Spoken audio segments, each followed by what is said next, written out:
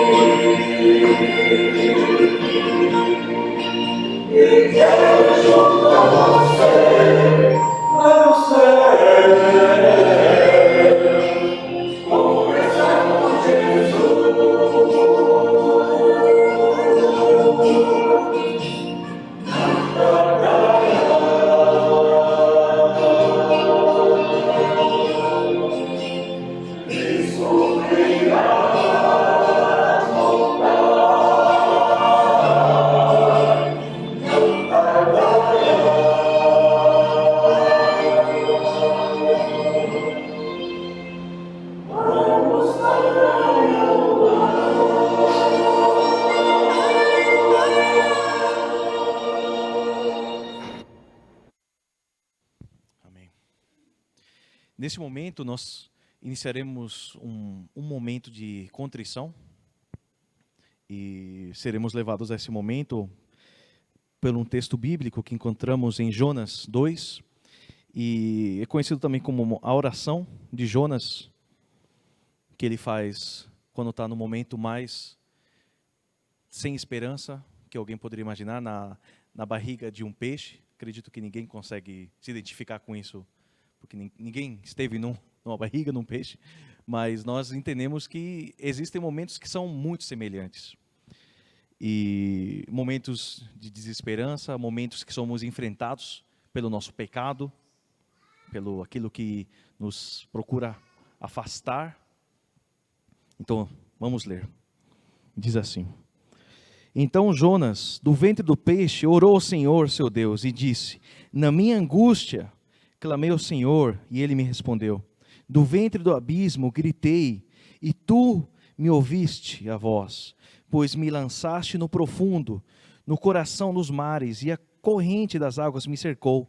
Todas as tuas ondas e as tuas vagas passaram por cima de mim. Então eu disse: Lançado estou diante dos teus olhos. Tornarei porventura a ver o teu santo templo? As águas me cercaram até a alma, o abismo me rodeou, e as algas se enrolaram na minha cabeça.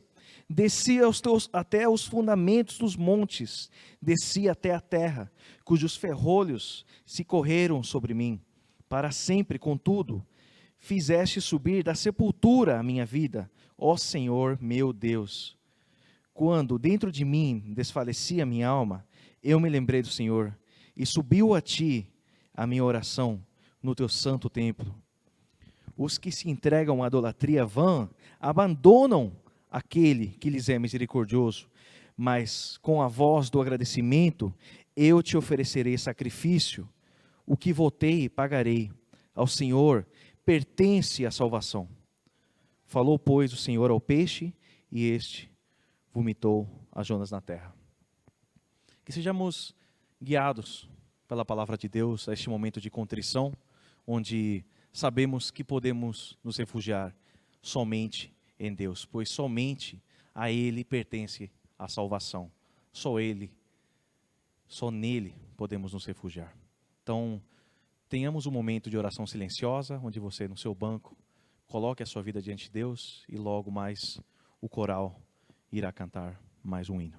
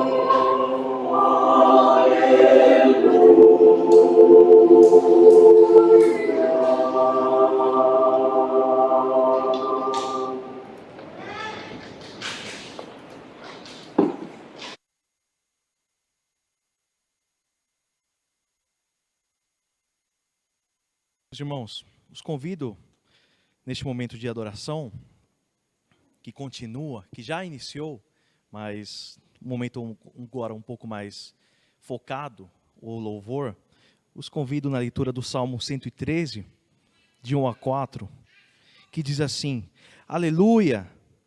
Louvai, servos do Senhor, louvai o nome do Senhor, bendito seja o nome do Senhor, agora e para sempre, do nascimento do sol até ao ocaso.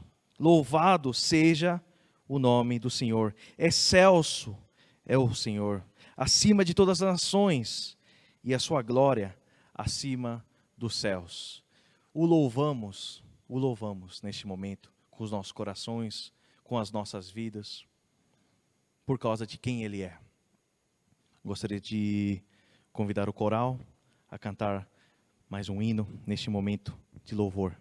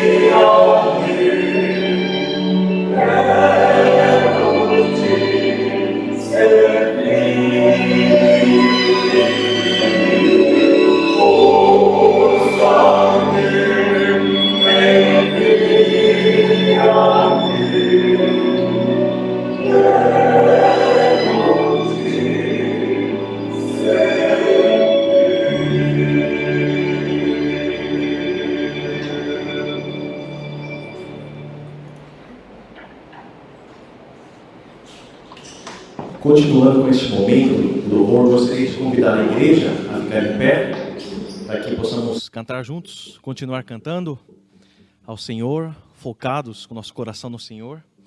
E quem trouxe as suas ofertas, os seus dízimos, no mesmo espírito de louvor e adoração ao Senhor, pode colocar lá no gasofilaço que fica no final do corredor.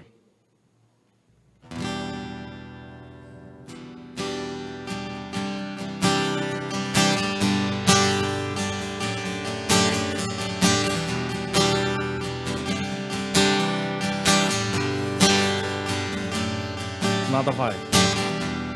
Nada vai me separar, mesmo se eu me abalar, teu amor não falhar. Mesmo sem merecer, mesmo sem merecer, tua graça se derrama sobre mim, teu amor não falhar. tu és o mesmo.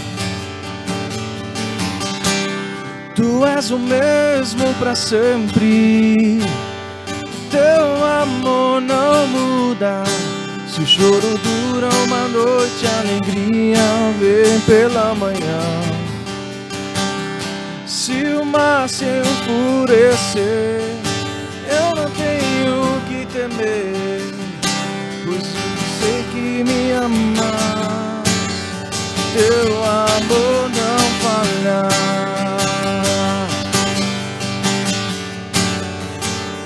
Se o vento é forte, se o vento é forte e profundo o mar, tua presença vem me amparar, teu amor não falhar. obrigado, Jesus. Difícil é o caminhar, nunca pensei que eu fosse alcançar, mas teu amor não falhar. Tu és o mesmo. Tu és o mesmo para sempre, teu amor não muda.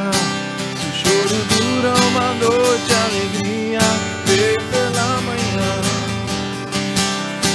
Se o mar se enfurecer, eu não tenho o que temer, eu sei que me amas, teu amor não falhar. Teu amor não falhar, teu amor não falhar.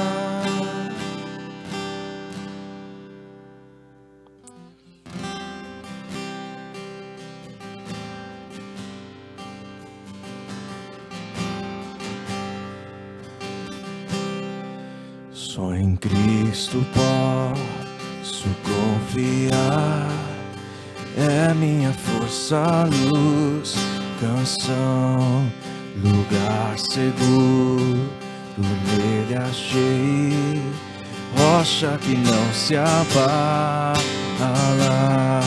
Que grande amor em Cristo há, profunda paz posso encontrar, consolador, meu tudo enfim, nele eu vou permanecer.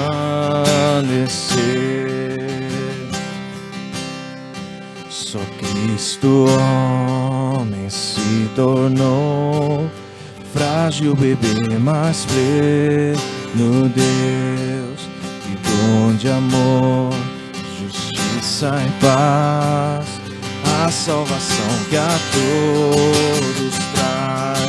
Na cruz Jesus se empadeceu, divino plano obedeceu, o meu pecado a dor sentiu, por sua morte eu vivo.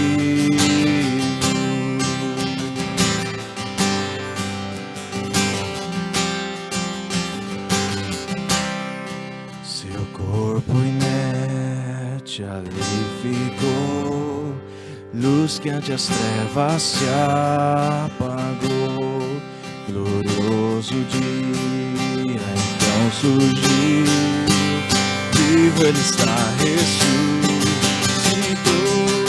vitória eterna conquistou, do meu pecado libertou, Deus eu sou, Ele é meu, comprou-me com sangue de Jesus. A minha fé e o meu amor estão firmados no Senhor. A minha fé e o meu amor estão firmados. Mais uma vez. A minha fé e o meu amor estão firmados no Senhor. Última vez. A minha fé e o meu amor estão firmados no Senhor. Estão firmados no Senhor.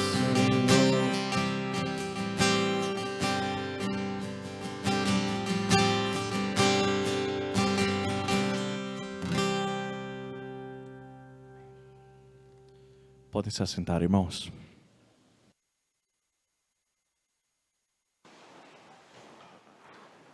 Boa noite, queridos amigos. Graça e paz da parte de Cristo Jesus. Amém? Amém. Muito bem. Nós estamos continuando nossa série. Nós estamos talvez entrando aí na última semana dos nossos estudos de João, porque afinal de contas hoje nós abrimos o último capítulo da Epístola de João. Mas antes da gente entrar, vocês sabem que a gente tem falado muito a respeito dessa ideia de a gente viver na Terra com perspectivas eternas. Né? Viver na Terra com as perspectivas eternas é você ter os seus pés, né, fincados nessa realidade. Nós não negamos a nossa realidade de maneira nenhuma e nem podemos fazer isso, porque Deus nos enviou, né? Deus nos resgatou na cruz do Calvário, mas nos enviou ao mundo, né? Ele não pegou a sua igreja já desde o início, e poderia ter feito isso em todo momento da história, e já levado aos céus e descido a Nova Jerusalém, seja lá qual for a sua interpretação escatológica para o livro de Apocalipse. O fato é que Jesus, ao redimir o seu povo, envia o seu povo às nações. Envia o seu povo. Nós somos um povo em missão o tempo todo.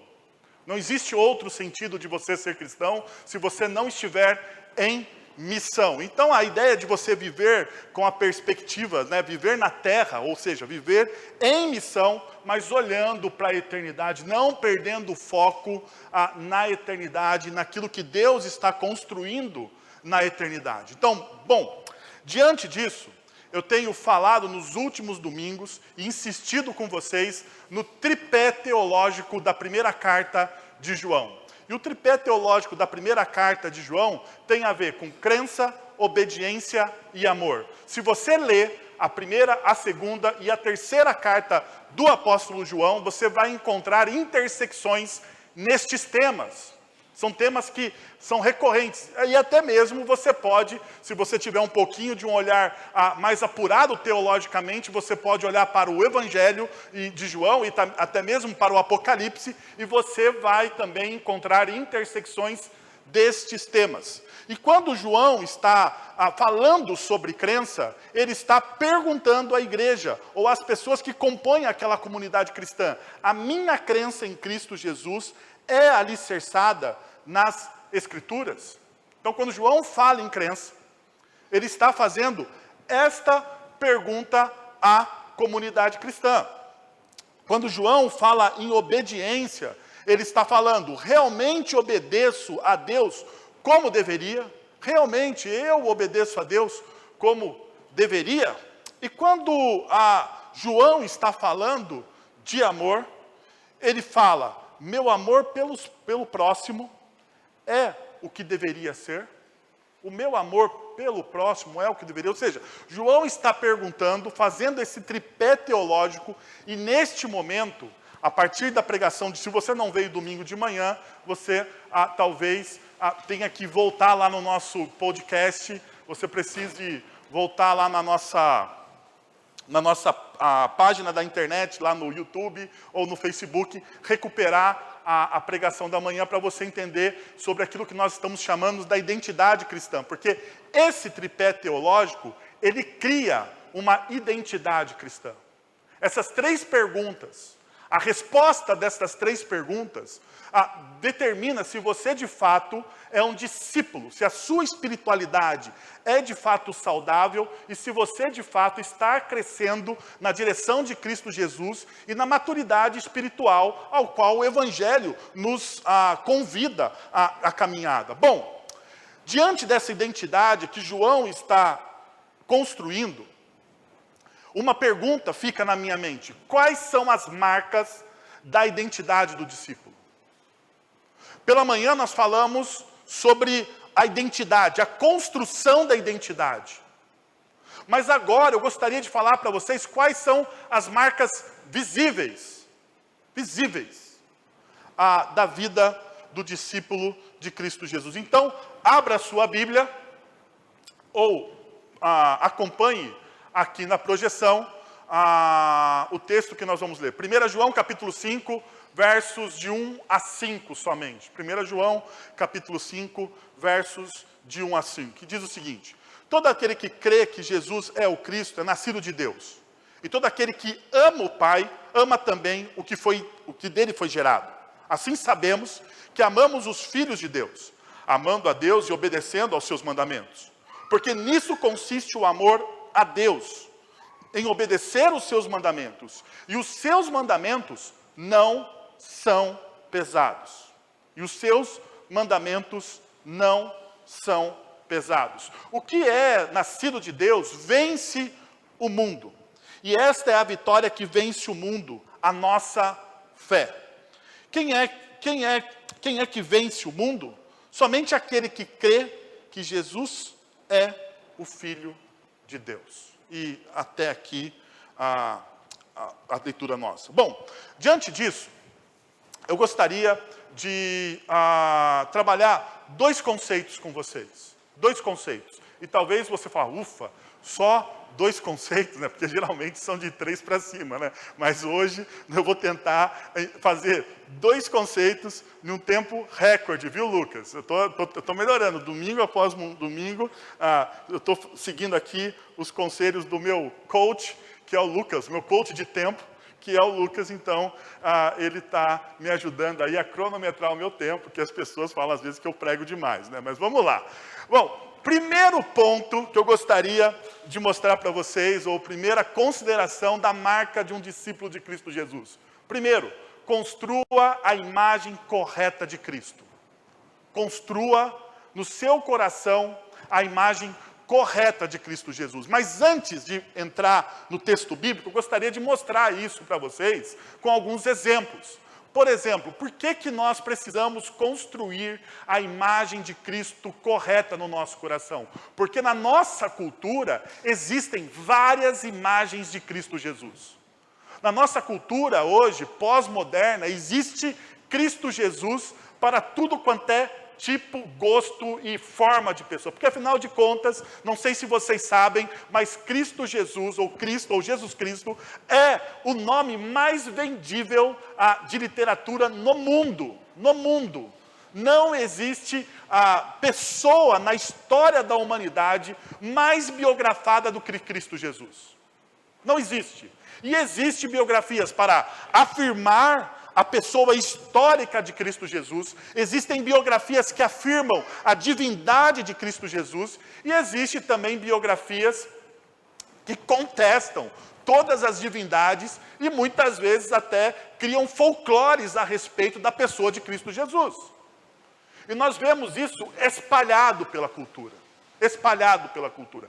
Fora isso, meus queridos amigos, ainda existe aquilo que nós chamamos da cultura popular, que cria a própria imagem de Cristo Jesus, ou seja, os nossos achismos. Os nossos achismos. E uma das coisas que o apóstolo João está fazendo na sua carta é construir com aquela igreja a imagem correta de Cristo Jesus. E por que isso? Porque, pasmem vocês, já no primeiro século existiam imagens distorcidas da pessoa de Cristo. Algumas pessoas naquela época afirmavam que Cristo não veio em sangue e carne, que Cristo era apenas um espírito. Ou que o Espírito Santo se apossou da pessoa física de Jesus e transformou ele em um grande profeta. Então vejam, nós como pessoas finitas, nós não compreendendo o mistério da encarnação, nós criamos imagens distorcidas da pessoa de Jesus. E talvez você esteja adorando um Jesus que as Sagradas Escrituras não falam a respeito dele. Um Jesus que não está lá, que não é verdadeiro. Então perceba, se você está adorando um Jesus que não é o Jesus das Sagradas Escrituras, você está adorando errado. Logo, a sua adoração não faz sentido algum. Se a sua confissão de fé a respeito de Jesus não está de acordo com as Sagradas Escrituras, logo a sua confissão de fé não faz sentido algum. Não te leva a lugar algum. Perceba uma coisa. Hoje, na população brasileira, quase 1/3 ou mais de 1/3 da nossa população se declara evangélica. Evangélica. E talvez, isso para quem viveu no tempo onde os evangélicos eram minoria, e sofriam bullying, porque eu vou confessar para vocês, eu fui chamado ao evangelho por Cristo Jesus por volta aí dos meus 15, 16 anos. Apesar de ser muito novo, 15, 16 anos, um pouco antes disso, eu vi alguns meninos subindo para a igreja, e o que eu fazia com eles? Bullying. Eu falava, lá vai os crentes, lá vai os bobões, lá vai aqueles caras com Bíblia debaixo do braço, e todas aquelas coisas que vocês já talvez passaram, o pessoal mais antigo já passou, eu já fiz com vocês. Então me perdoem pelo bullying que eu fiz ao povo evangélico, mas Deus já me perdoou e inclusive me tornou pastor, porque Deus tem um bom senso de humor. Mas veja só,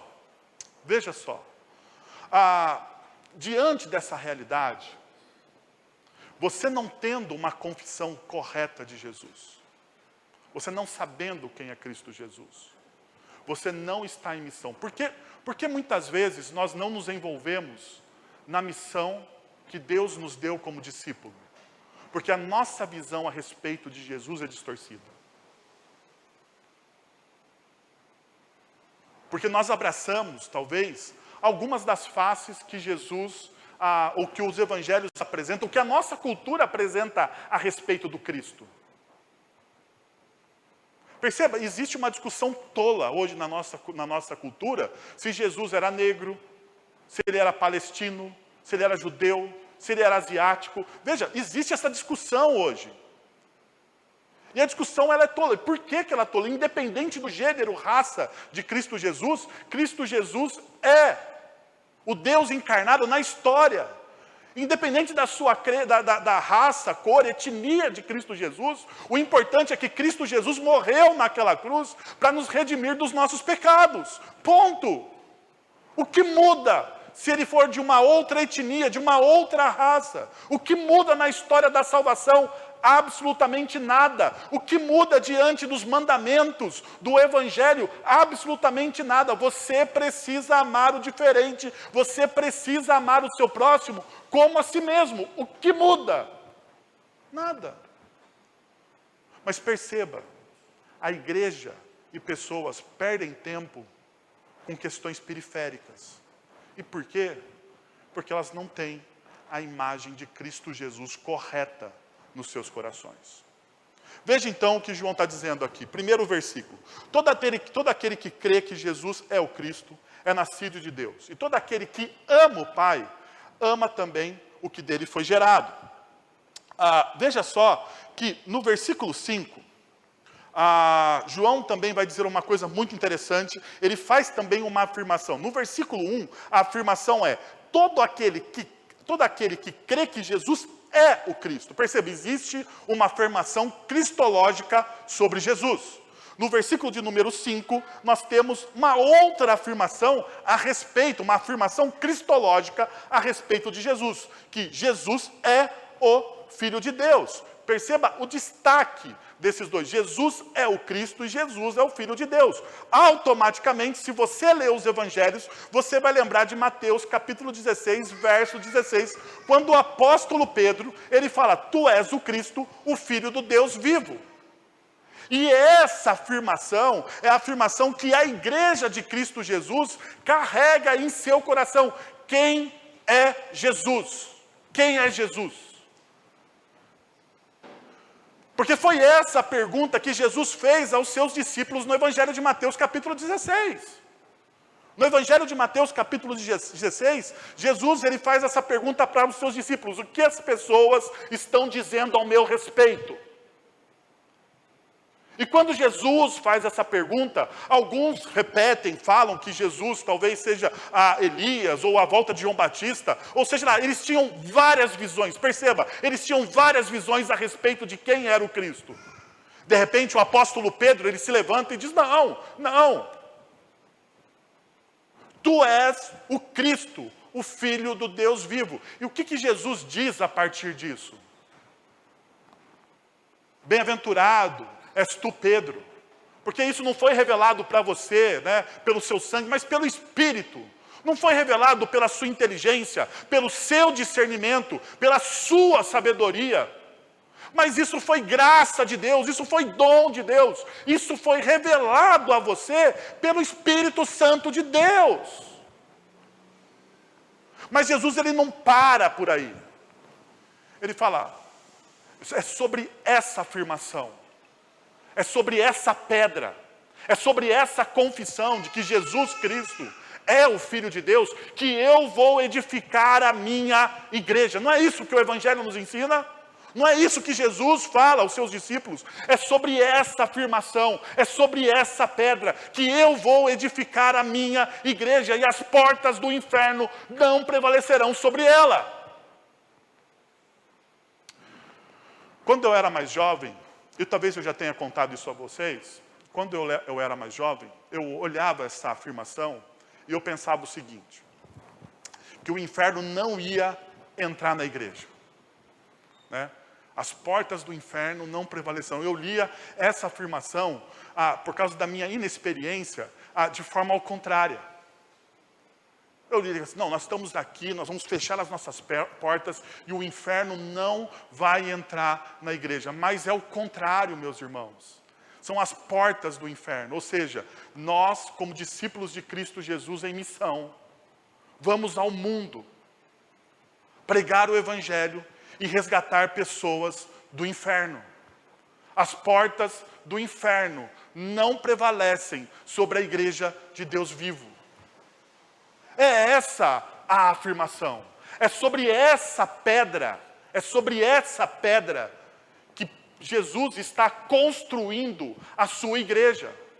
Então veja, qual é a afirmação cristológica que todo discípulo precisa ter para não cair no ostracismo da missão?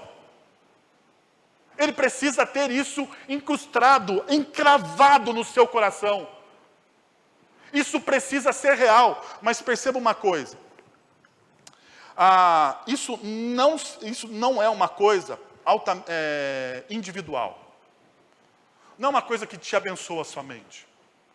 Como nós vimos pela manhã, nós somos um povo chamado para abençoar outros povos. Isso acontece desde Gênesis capítulo 12. Desde quando Deus começa a formar um povo. Todas as alianças. E na verdade, teologicamente falando, em todas as alianças que Deus faz, desde Gênesis capítulo 1, nós somos chamados a abençoar os povos. Todas as alianças. Pode perceber que todas as alianças redundam em bênção para todos. Então perceba, essa visão pragmática, utilitarista da fé cristã não existe nas Sagradas Escrituras. A fé que você tem não é para abençoar a sua vida. Não é que quanto mais fé, melhor para você. E nós muitas vezes, perceba, nós trabalhamos a nossa fé de maneira tão individual, que nós achamos que a nossa fé, que aquilo que Deus me deu, através da graça de Cristo Jesus, foi somente para mim. E isso é um erro.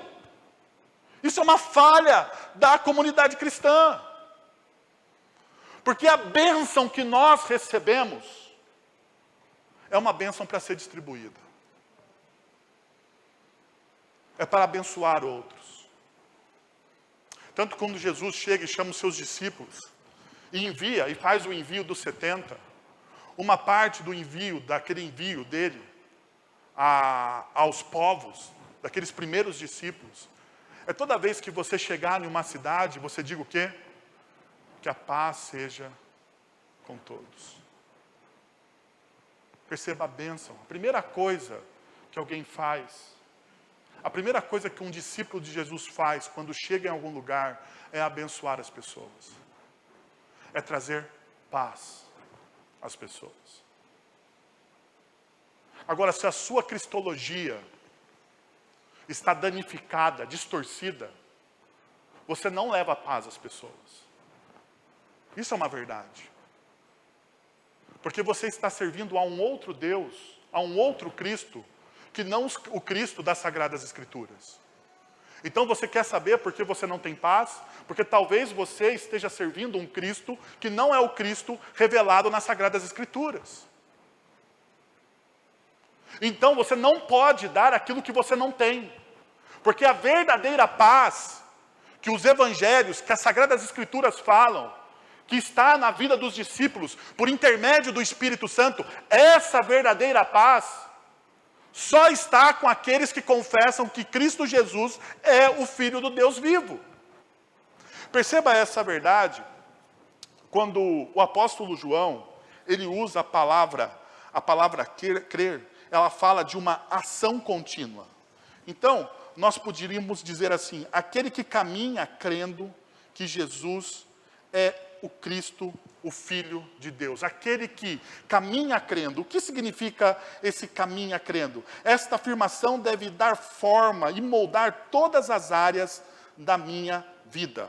Quando eu olho para essa afirmação, aquele que caminha, aquele que crê, não é um ato único que ele creu.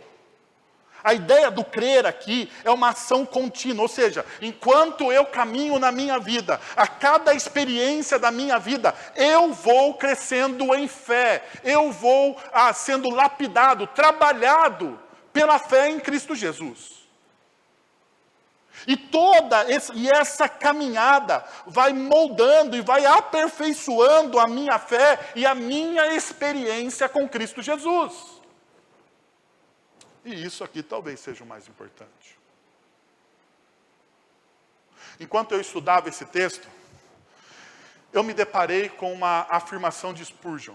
E eu gostaria de ler para vocês. Ela é um pouco longa, mas o Spurgeon, como vocês sabem, é um dos melhores, um dos maiores pregadores da igreja cristã. E Charles Spurgeon, está falando exatamente desse texto. Ele fala o seguinte: a fé pretendida no texto, evidentemente, repousa sobre uma pessoa, sobre Jesus. Quem crê que Jesus é o Cristo, é nascido de Deus. Não é crença sobre uma doutrina, nem opinião, nem fórmula, mas crença a respeito de uma pessoa. Traduz as palavras, todo aquele que crê que Jesus é o Cristo, e elas permanecem assim. Todo aquele que crê que o Salvador é o ungido, é nascido de Deus. Porque, se você não sabe, Jesus é o significado do nome Jesus é Salvador. E Cristo, a tradução de Cristo é ungido. Nós usamos uma transliteração. Nós não usamos a tradução para falar sobre Jesus, o Cristo. Ou seja, quando o Spurgeon diz, se você traduzisse isso para a nossa linguagem, todo aquele que crê que o Salvador é ungido, é nascido de Deus. Agora perceba o que ele continua falando. O que significa Jesus é o Cristo, ou Jesus é o ungido? Primeiro, que ele é profeta. E daí ele começa a falar dos ofícios de Cristo. O que Jesus é nas Sagradas Escrituras e quais são as faces de Cristo nas Sagradas Escrituras. Ele é o profeta. Em segundo lugar, ele é o sacerdote. Em terceiro lugar, ele é o rei da igreja. pois em todos esses três sentidos, ele é ungido. Agora, eu posso lhe fazer uma pergunta. Eu acredito que Jesus é o grande profeta ungido por Deus para me revelar o caminho da salvação? Eu o aceito como meu mestre e admito que ele tem as palavras de vida eterna? Agora, para um pouco aqui e leia esse texto como você estivesse respondendo essas perguntas. Se eu assim crer, obedecerei o seu evangelho e possuirei a vida eterna. Aceito que ele seja, a partir de agora, o revelador de Deus para a minha alma, o mensageiro da aliança, o profeta ungido do Altíssimo, mas ele também é sacerdote. Agora, um sacerdote é ordenado dentre os homens para oferecer sacrifícios. Creio firmemente que Jesus foi ordenado para oferecer seu único sacrifício pelos pecados da humanidade, por cuja oferta, de uma vez por todas, ele completou a expiação aceitou essa expiação como uma expiação por mim e recebeu sua morte como uma expiação na qual deposito minha esperança de perdão de todas as minhas transgressões. Todas as minhas transgressões, todos os meus pecados foram pagos por uma expiação perfeita em Cristo Jesus. Então, Cristo Jesus é o seu sacerdote. Ele é o seu profeta. Ele é aquele que aponta o caminho para você. Agora veja, eu de fato creio que Jesus é o único sacerdote propiciador. E eu aceito para agir como sacerdote por mim? Se assim for, então eu acredito que em parte Jesus é o ungido, mas ele também é rei. E aqui está uma das grandes dificuldades que a igreja evangélica brasileira tem. Nós cremos que Jesus é um grande profeta, é aquele que nos ensina a respeito do amor de Deus. Nós pregamos exaustivamente que Jesus é o sumo sacerdote, que pela sua morte os nossos pecados são sarados, que as nossas dores são curadas. Que através dessa reconexão que nós temos com Cristo, nós temos agora uma nova vida e nós aproveitamos dessa vida. Então nós pregamos exaustivamente isso. Mas a nossa dificuldade, na minha opinião, é com Jesus Rei. É com Jesus Rei. E ele diz o seguinte: e se desejo saber se possuo a fé correta, devo perguntar a mim mesmo: Jesus, que agora está exaltado no céu, que uma vez sangrou na cruz, é rei para mim? É rei para mim? A sua lei é a minha lei? Desejo submeter-me inteiramente ao seu governo? Odeio o que ele odeia e amo o que ele ama? Vivo para louvá-lo? Eu, como um súdito leal deste rei, desejo ver o seu reino vir e sua vontade ser feita na terra como é no céu.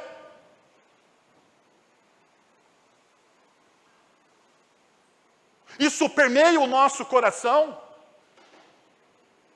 As nossas orações estão cheias desse sentimento. Venha o teu reino, seja feita a tua vontade. Ou como nós, evangélicos pós-modernos, inseridos numa cultura pragmática, que usa a fé, que transforma Deus num grande self-service, nós oramos, seja feita a nossa vontade. Venha o meu reino. Esse é o problema. Nós falamos, nós recitamos, porque os planos de Deus são perfeitos, porque os planos de Deus são maiores do que os nossos planos. Nós achamos essas palavras lindas, mas perceba uma coisa, perceba uma realidade: se os planos de Deus não forem os seus planos, se aquilo que você está tramando no seu coração não for o plano de Deus, você vai continuar dizendo, recitando o versículo com a mesma empolgação? Será que você vai fazer isso? Será que a sua fé vai te mover a se entregar, mesmo que os planos de Deus possam parecer malucos, absurdos aos seus olhos?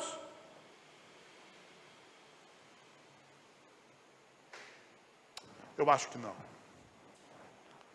E aqui está o grande problema do ostracismo das igrejas evangélicas. Por que as pessoas perderam a paixão? Porque nós adoramos duas faces de Jesus. O Jesus como ungido, como mestre ungido, como profeta ungido.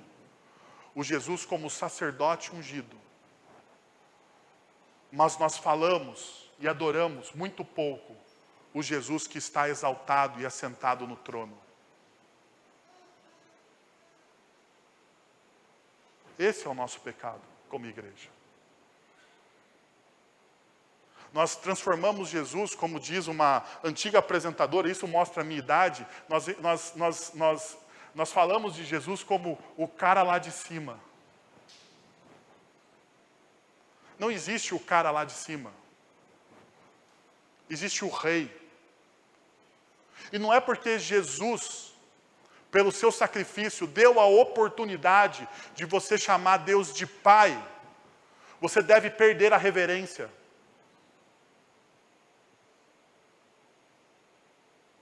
Uma coisa não tem nada a ver com a outra. Para você ter verdadeira intimidade com alguém, você precisa ter o quê? Reverência com essa pessoa.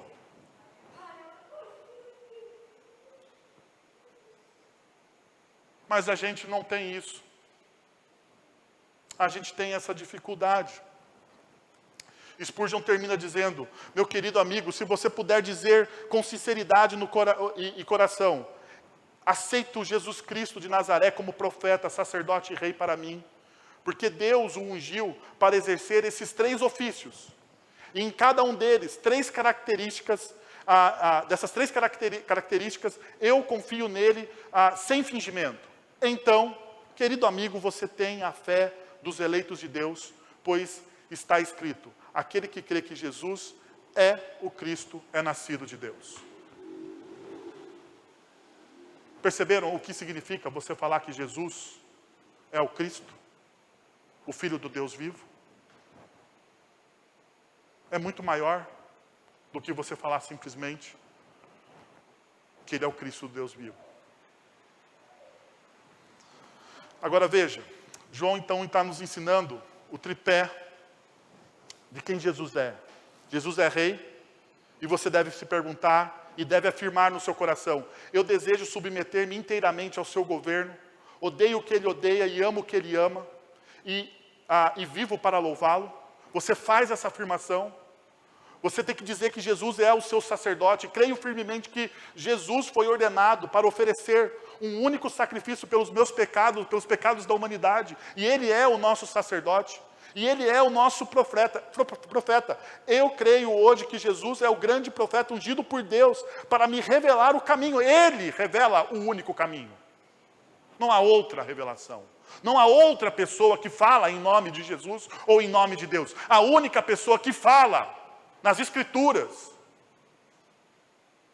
E o grande profeta que revela quem Deus é o Cristo. Não existe outro.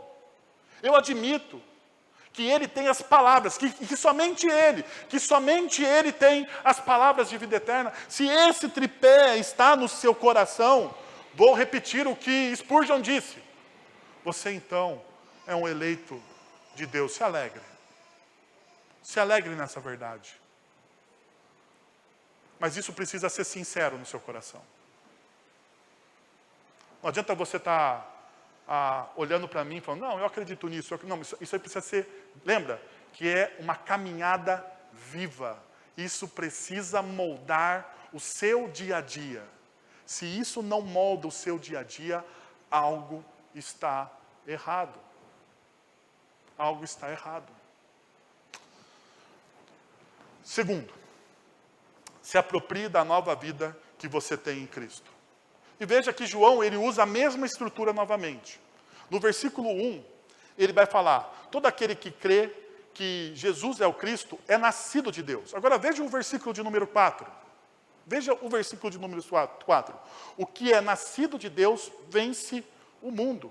E esta é a vitória que vence o mundo, a nossa fé. Perceba o destaque. Nascido de Deus. E de novo, no versículo número 4, o que é nascido de Deus. A ideia é que ser nascido de Deus é uma marca de nascença bíblica ou uma descrição de um cristão. O cristão que é nascido de Deus, ele tem essa marca. Então veja só o que João está trabalhando. Duas coisas. Crer em Jesus. Olha para a resposta humana à medida que ouvimos e cremos, que caminhamos na direção do Evangelho.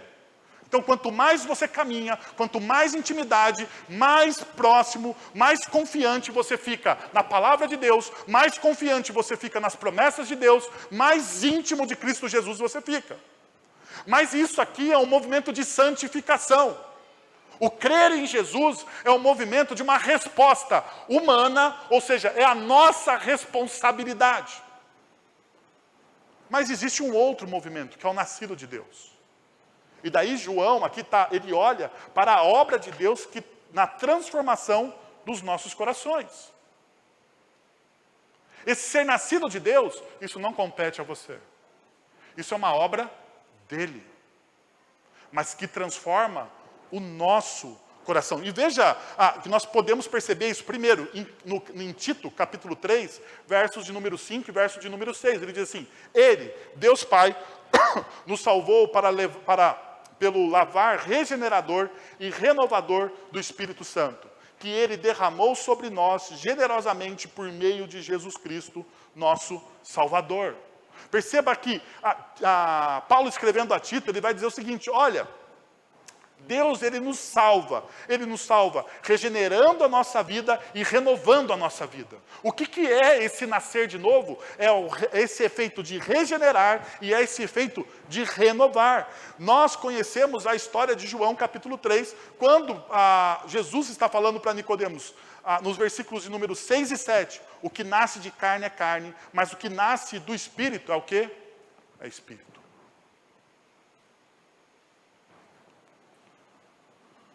Não se surpreenda pelo fato de eu ter dito, é necessário que vocês nasçam de novo. E se você lembra do texto, e fica uma perplexidade entre os discípulos. O que significa esse negócio de nascer de novo? Como? Eu vou entrar na barriga da minha mãe? Eu não vou entrar? Mas isso é um efeito do que o Espírito Santo faz em você. Você não consegue se auto-regenerar. Você não consegue se auto-renovar. A nova vida é só dada por intermédio do Espírito Santo de Deus. Então, diante dessa oferta que o Espírito Santo de Deus faz a nós, através do sacrifício de Cristo Jesus, nós devemos tomar o quê? Propriedade dela. Eu não gosto, porque essa linguagem é meio neopentecostal, pentecostal, de tomar posse. Mas, se a gente fosse falar no português popular, tome posse daquilo que Cristo Jesus fez na cruz por você. Mas tome posse com muita reverência. Porque isso é graça. Isso não quer dizer que você é a última bolachinha do pacote. Isso quer dizer que você é um pecador miserável e que por amor, Cristo Jesus morreu naquela cruz por você. É por isso só. Não te dá poder algum, não te dá autoridade sobre ninguém. Você não é mais ungido que ninguém. Você é um pecador. E como pecador você precisa da graça. Entendendo dessa forma, e somente dessa forma, tome posse dessa promessa. Porque ela é sua. Veja, então, uma das coisas que a gente tem que pensar, Jesus não veio para morrer em uma cruz sangrenta para nos tornar pessoas mais gentis e agradáveis, porque a gente acha isso. Um dos julgamentos que a gente faz sobre os cristãos é, ele não é muito crente, porque afinal de contas ele é uma pessoa desagradável. Mas isso não é o que Jesus veio fazer por nós.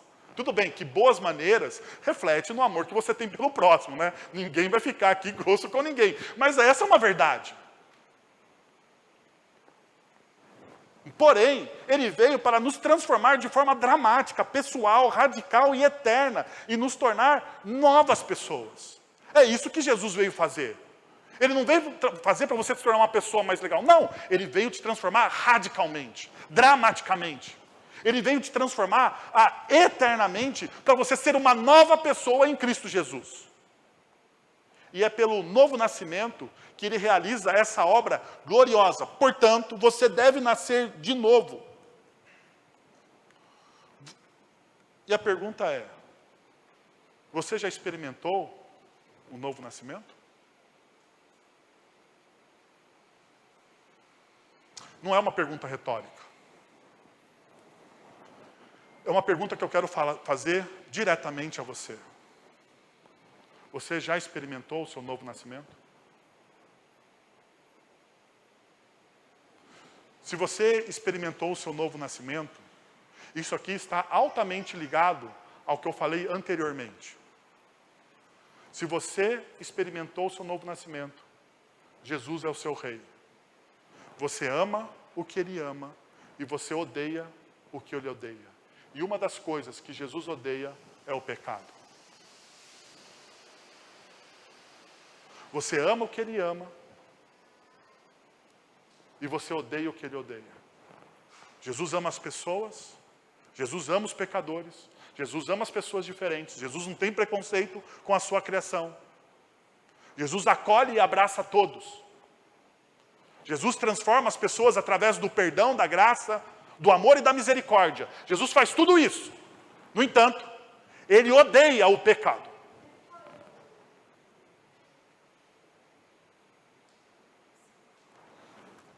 O texto, no versículo 4, ele nos dá a consequência do que Jesus fez. Qual é o efeito disso, então? Qual é o efeito de você nascer de novo? Veja só, o efeito de você nascer de novo é que você vence o mundo. Versículo de número 4. Você vence o mundo. Essa é a vitória que vence o mundo. A nossa fé. Perceba que durante 3 vezes o apóstolo João usa praticamente a mesma palavra. Tanto vence quanto vitória vem da mesma palavra grega Nike. Nike não é uma marca de tênis. Nike é uma palavra grega que uma marca se apropriou. Então Nike significa vitória, significa vencer. E João, num curto período de poucas letras, de pouca escrita, ele está falando, você vence, você vence. Existe vitória aqui. Existe vitória aqui, que também é o nome da deusa grega da vitória, da velocidade e da força, que é o nome romano, Nike, era Victória. Bom, olha só o que João está fazendo. Eu amo o equilíbrio que João usa aqui para compor o seu texto. Ao mesmo tempo que vemos João falando sobre o novo nascimento, a obra soberana de Deus nas nossas vidas, ele fala também na nossa fé, que é a nossa responsabilidade, que é a responsabilidade humana na santificação. Vamos tentar juntar tudo isso. Vamos tentar juntar tudo isso. Veja só, por meio do novo nascimento, versículos de 1 a 4, que é combinado com a nossa fé em Jesus Cristo, no Messias, versículo de número 1, e o Filho de Deus, versículo de número 5, o poder dos desejos, as aspirações do mundo quebrado, são derrotados por aquilo que o Espírito de Deus está fazendo nos nossos corações. O mundo não é mais a minha paixão. O mundo e as coisas do mundo não dominam mais o meu coração. Eu vivo numa outra lógica agora. A minha ética não é a ética secular, mas a minha ética é a ética da graça. A minha ética não é a ética secular, mas a minha ética é a ética do Sermão do Monte. Aonde eu amo o meu inimigo. Aonde eu ando a segunda milha. Aonde eu dou a minha outra face. Aonde eu mostro misericórdia com quem às vezes não merece misericórdia. Aonde eu reparto. Aonde eu transbordo graça. Essa agora é a minha ética. Por quê? Porque eu venci o mundo. E o que significa esse vencer o mundo? Você vive sobre a ética do mundo. Você está acima da ética secular. Você rompeu com o sistema. Você quebrou o sistema. E isso aqui é altamente revolucionário. Se você quer ser revolucionário, não discuta a política. Se você quer ser revolucionário, viva o reino de Deus. Viva o reino de Deus. Em todas as esferas da sua vida. E você vai perceber que você será altamente revolucionário dentro da sua esfera social. Nós não desejamos mais as atrações pecaminosas. Isso não é mais meu. Isso não me traz mais beleza. Não me dá mais prazer. Agora o que me dá prazer é a vontade de Deus. Isso é vencer o mundo. Os vencedores, por meio do novo nascimento e da fé em Cristo, não são mais consumidos pela concupiscência dos olhos. Não são. Eles não desejam aquilo que eles não têm. Pelo contrário, eles sabem que o bom pastor dá aquilo que eles precisam. Eles confiam na graça e na misericórdia do bom pastor. Porque mesmo quando eu andar pelo vale da sombra e da morte, não temerei mal algum, e tudo aquilo que eu preciso, o meu bom pastor me dá. É sobre essa ótica e é assim que nós vencemos o mundo. Então perceba, o feitiço do mundo foi quebrado. As algemas se soltaram. As viseiras foram removidas. Nós já não ansiamos, nós não mais amamos as coisas. Nós amamos agora as pessoas. Em vez disso, os nossos afetos agora são remodelados pelos afetos do Espírito Santo. Nós amamos aquilo que é belo e santo. Nós olhamos para a criação e nós temos prazer naquilo que Deus criou. E nós percebemos que tudo que existe de bom no mundo é dádiva de Deus. Desde a boa música popular brasileira, a boa tecnologia, isso é dádiva de Deus. E como bons mordomos, agora nós aproveitamos as boas coisas que Deus nos dá. E nós louvamos a Deus por ter essas coisas. Essa é a vitória que vence o mundo. A nossa fé. O novo nascimento torna isso possível. E a fé nos dá esses novos olhos para ver o mundo não com o cinza degradê da ética secular, mas com o colorido do Evangelho. É assim que nós vemos. Eu gostaria de encerrar com vocês lendo uma inscrição que está na Catedral de Lübeck, na Igreja Luterana. Essa igreja começou a ser construída em 1173 e terminou de ser construída em 1230.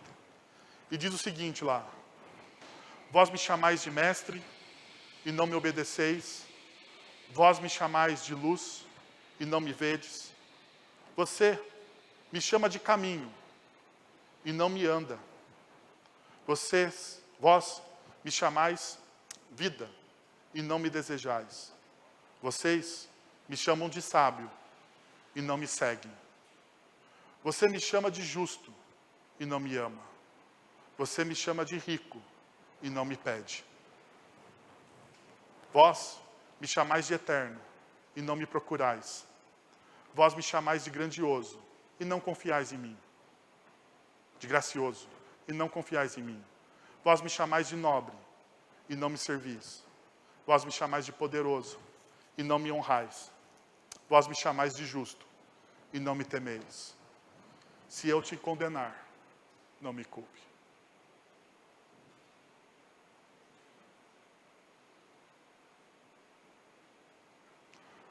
A inscrição na catedral faz com que a gente pense em todos os adjetivos que nós damos a Cristo Jesus, em tudo que nós chamamos Ele, mas do pouco que nós praticamos. Eu gostaria de convidar você Há um tempo de oração e de contrição nessa noite. Mas você está perguntando, mas é noite de ceia. Eu sei que é noite de ceia. A mesa está posta. Mas uma das coisas que o apóstolo Paulo fala é que nós precisamos discernir quem nós somos. Quem nós somos. Discernir a nossa cristologia. A quem nós adoramos. Discernir se nós estamos cumprindo ou não a missão. A quem nós servimos. E quando nós discernimos com a ajuda do Espírito Santo, nós nos arrependemos dos nossos pecados, das nossas falhas. Que tal você fechar os seus olhos? Você abaixar a cabeça? Que tal você pensar em tudo que nós conversamos nessa noite?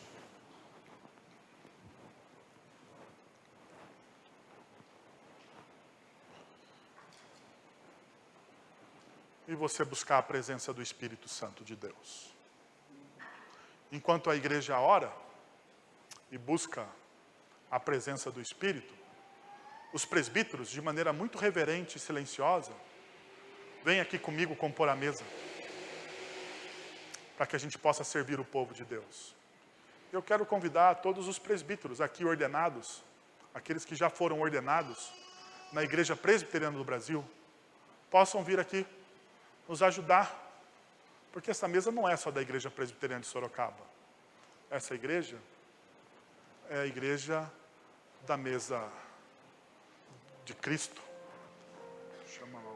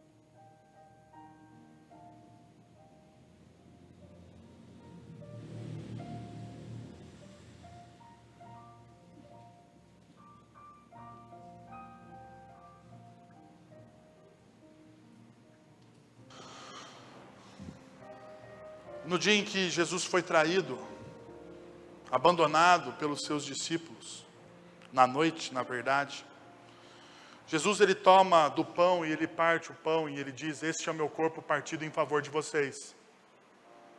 Toda vez que vocês se reunirem, façam isso em memória de mim. Após partir o pão, Jesus toma o cálice e diz: este é o cálice da nova aliança do meu sangue. Toda vez que vocês se reunirem, façam isso em memória de mim. Precisamos lembrar que mesmo diante da traição e do abandono, e Jesus sabendo de todas as coisas que iria acontecer com ele, ele foi gracioso com os seus discípulos, assim como ele é com a sua igreja.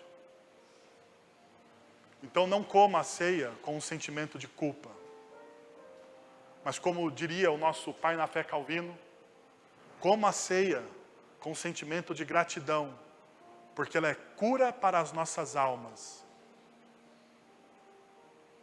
e força para os nossos braços.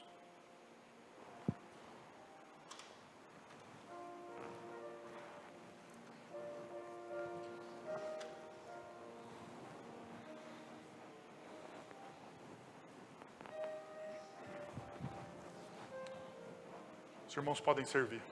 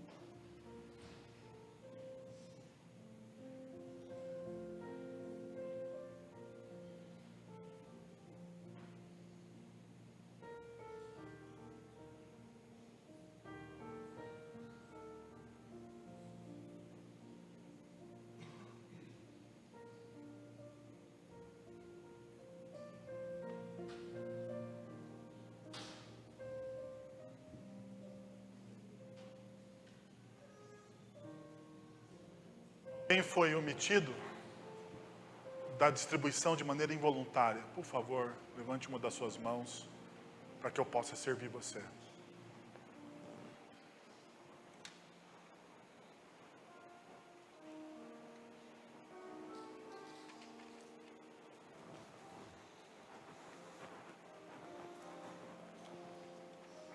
Quero convidar a todos a abrirem aí o dispenser da ceia, para que possamos comer o pão e beber do vinho juntos.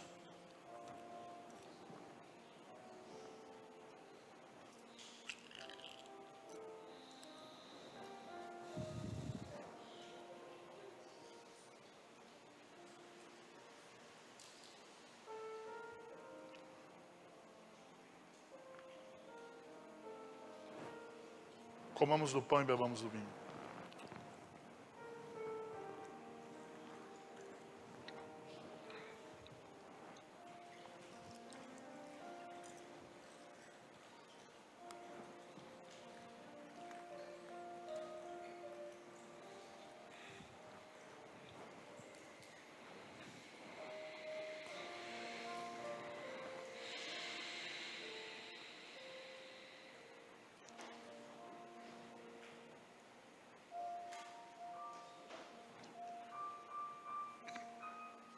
Quero convidar você a se colocar em pé.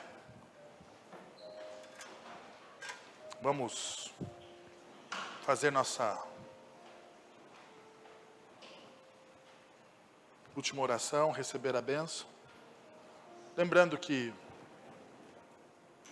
a você que é visitante, está aqui pela primeira vez, se você não participa de nenhuma igreja, está chegando aqui, ou na cidade de Sorocaba, ou à nossa igreja pela primeira vez, seja muito bem-vindo.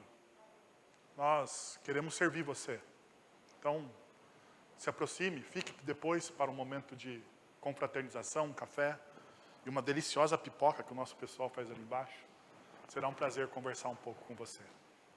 Vamos orar? Senhor, nós queremos te agradecer por tudo aquilo que o Senhor fez nessa noite. Louvado seja o nome de Jesus. Muito obrigado, ó Pai, pela ação do Teu Santo Espírito no nosso meio. E pela Tua palavra, Deus, que renova a nossa fé e transforma os nossos corações. Nós precisamos dessa transformação, ó Deus. Nós confessamos aqui os nossos pecados e nos apropriamos, ó Deus, do perdão que existe em Cristo Jesus pela cruz do Calvário.